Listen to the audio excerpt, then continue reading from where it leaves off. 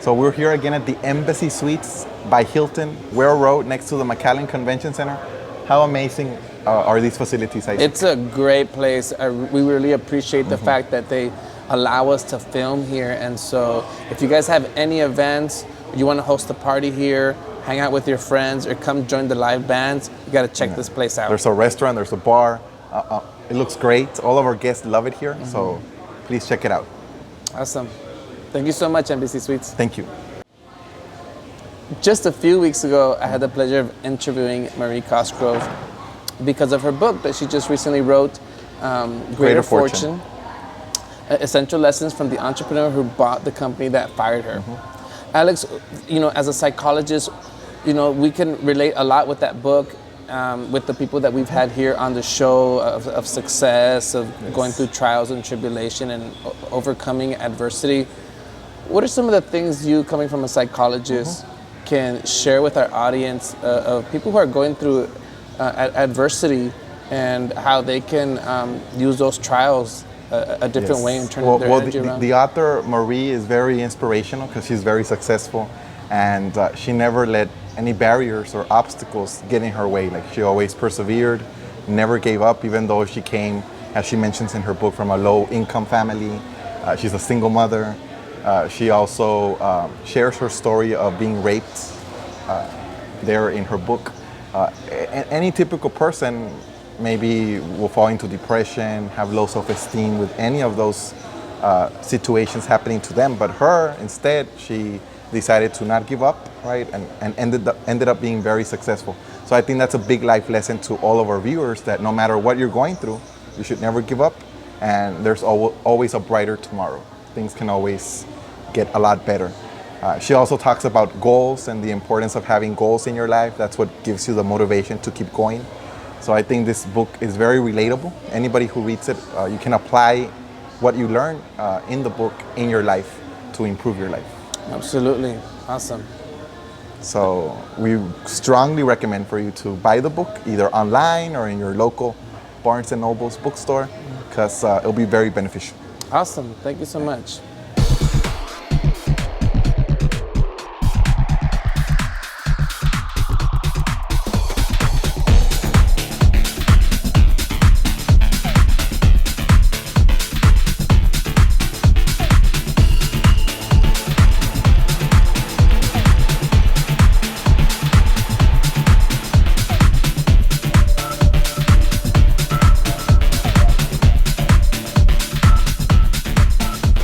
Welcome to another edition of RGV Stars Live with Alex Arabia and Isaac Medina. We're on season 5, and remember that RGV Stars is the premier platform for showcasing Rio Grande Valley talent and the RGV Celebrities Place to Be.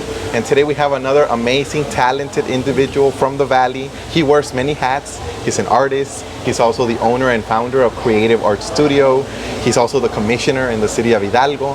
And today he'll share some of the things that he does in all of those positions in more detail. Thank you. Augusto Contreras. Thank you so much for having me, Alex, Isaac. Thank you so much. Yeah, it's great to have you here. So tell us a little bit about yourself, where you're from, what you do. I mean, you wear all these hats. Yes. So which one do you do full time? Most of it, I do the artist one alongside with the Creative Art Studio one, but I like to think of myself as a community-driven kind of guy. I'm always about community, and that's what I ended up wearing all these hats, because I try to do as much as I can with what I have. You're always involved in the community. Exactly, that's what I like to do. And as an artist, what are some of the things that you've done? Like, you've been an actor, you've been a producer, or can you elaborate on that? Yes, of course. Well, I started acting ever since I was 8 or 9 years old. I'm born and raised in Mexico. I moved to the Valley when I was barely 21, 22. So that's already like 15 years ago. And I revealed my age. No, but like, I've always been involved with the community theater. Mainly, I'm a community theater kind of guy. I graduated in political science from college, but then when I moved here, I did a master's degree in theater at UTPA, UT Argentina. And from there, my whole life, took a 180-degree spin. I did a second master's degree in acting for community development, theater for community development. And that's where I really learned the power of acting and the power of theater beyond entertainment. So what else could I do with acting? What else could I do with art, being an artist? So that's what I like to think of myself as a community artist. Yeah. But I have done a lot of things like short films, long features, plays, directed plays, be part of community theater companies like 13 O'Clock. That was a big theater company like 10 years ago here in the Valley. I have taught theater at elementary level, high school. I taught acting at STC, South Texas College. So I have done a little bit of everything already. Wow. Sounds like any. Could you name some of your first projects or some that come to mind that was just memorable for you? Yeah, definitely. As I mentioned it, 13 O'Clock was founded by Brisa Munoz and Alex Tate, both of them born and raised from McAllen. They started 13 O'Clock back in 2009. I joined them in 2011. And what we used to do is like partner up with ISDs like Edinburgh, Mission, McAllen, Sharyland, and we will take on the summer programs that they have. We will take on their auditoriums, and then we do plays. We produce plays. So that was one thing that I did, and I feared like there was more theater companies coming up in the Valley. So I like to think of us like the ones that inspire those companies, right? And then I started, I can tell you, Creative Art Studio right off the bat. We started Creative Art Studio, me and my partner, Ana Tirado. We started back in 2014. And she's been on the show before. Yeah, she's been on the show. She's a singer, I'm an actor, so we wanted to do an after-school program that doesn't necessarily work under the ISDs, you know, the bureaucracy or the system of education. We wanted to be a little bit more open-minded and free. Yeah, so we separate from that. We don't do competition, we don't do UIL. You know, we wanted to give an opportunity for kids that may not have a space within the ISDs. So that's where we built Creative Art Studio 7 years ago. We started with 11 students, 3 teachers, meaning me, Ana, and someone else. And now we have 35 teachers and 700 students, 4 locations. That's amazing. Yeah. Congratulations for Thank doing you, that thank you so much. for inspiring the young people to study and love the arts. Of course, yes, that's all. And you're also a commissioner in the city of Hidalgo, correct? Yes, well, let me tell you about that. Okay. When I was a little kid, I mean, 14, 15 years old, my dad asked me, what do you want to be, right? And I said, I don't know, Dad. I went to Catholic school. So I was between being a priest, being a politician, or being an artist. What are those 3 professions have in common? They have a stage and they have an audience. So I always like to speak this message, like share this message. Then soon enough, I find out I like girls. So me being Catholic, I couldn't be a priest. Okay. Because I'm married already. So yeah, you know, I figured out that wasn't an option. And as an actor, you can play a Yeah, priest or a politician. I can be a president. Yeah, exactly. So then I got myself involved in politics when I was 18 years old. And I didn't like, you know, back in Mexico, so I didn't like too much, you know, the corruption side of it, the money side of it. I wasn't really good for it. I told my dad about it. He says, you need to develop a tough skin, you know? He says, if you want to dance with the pigs, you want to play with the pigs, you're going to get in the mud. And I didn't want to get in the mud, so I quit that for a while, and I started my artist career. Why did I went back into politics? Because I've been a community advocate for 7 years now. I've been doing this Creative Arts Studio thing for 7 years. Half of my students are grantees, they have grants. So we start looking into grants, we founded a nonprofit, we start like branching out.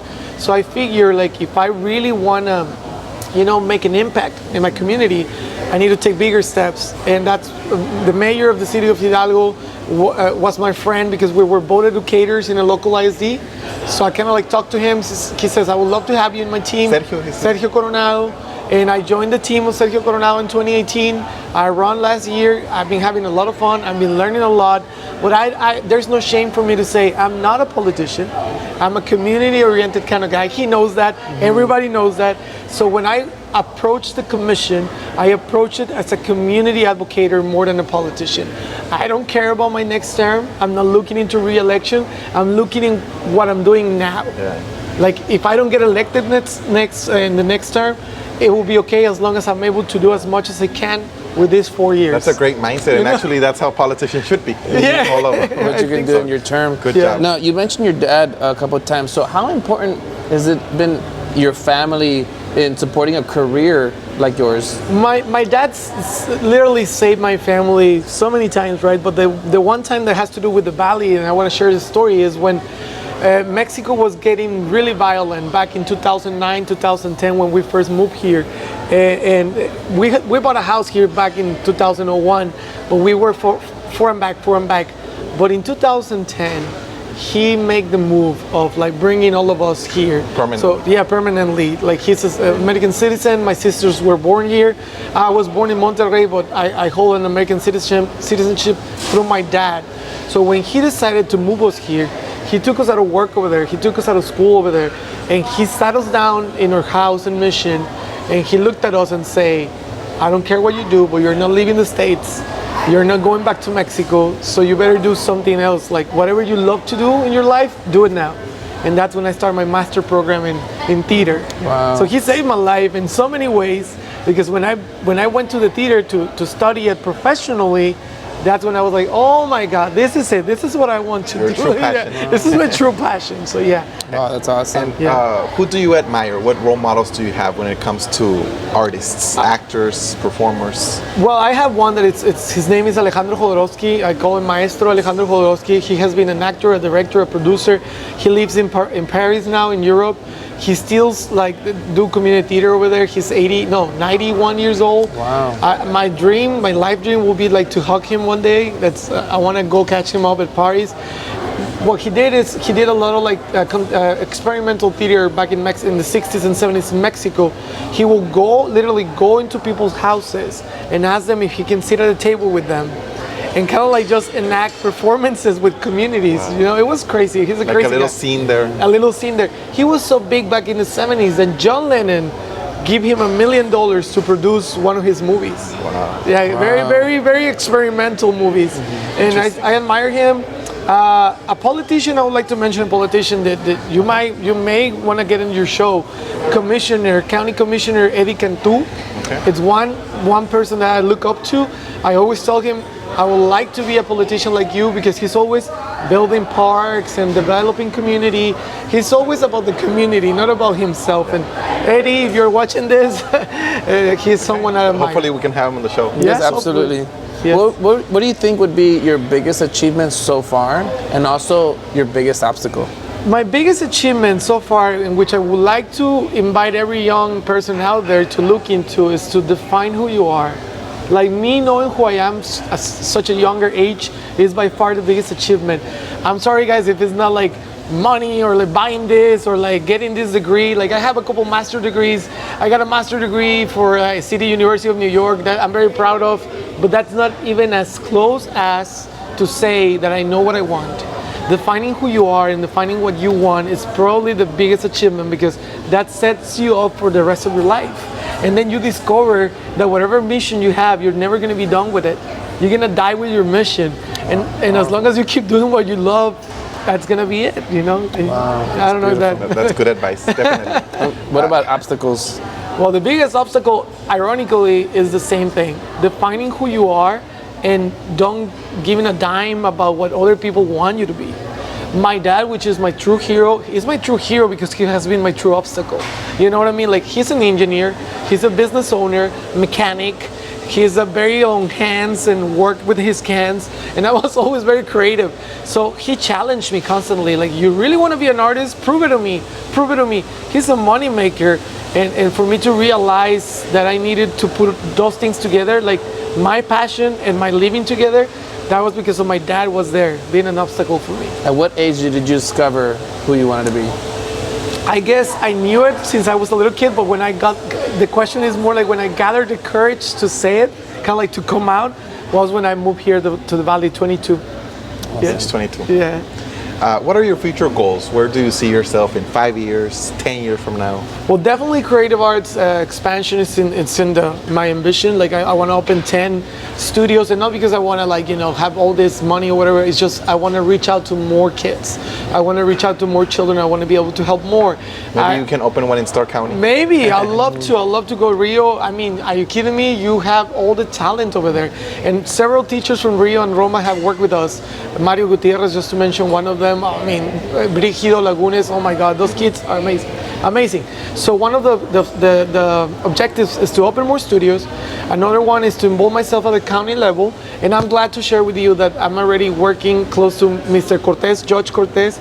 We are working on this memorial to COVID-19 victims. They're gonna build the park, and I'm part of the committee that is proposing that park. So Awesome. yeah. Great. How can our viewers find you on social media? Augusto Contreras. That's the easiest way to find me on Facebook, Instagram. Augusto Contreras. It's going to be in local social media. You're going to be able to find me. Augie Arts. AUGUI Arts. And does the Creative Art Studio have a social media Yes. account? Creative Art Studio RGV. Okay. Everywhere in Instagram, Twitter, TikTok, and Facebook. Okay, perfect. Well, we would like to appreciate your time No, here with thank you us. so much. We know you're very busy with so No, many no, guys. thank you. So we appreciate So, you taking the time to do No, this. thank for you, us. definitely. Thank you for inviting me. Pero más importante que nada, thank you for doing this, guys. This is needed for the RGV. Thank you. Awesome. And Isaac and I wish you the best in your future. Thank you. Thank you. Likewise. Yes. So this was another edition of RGV Stars Live with Alex Saravia and Isaac Medina, The premier platform for showcasing Rio Grande Valley talent. and the RGV Celebrities Place to Be. Until next time. See you guys.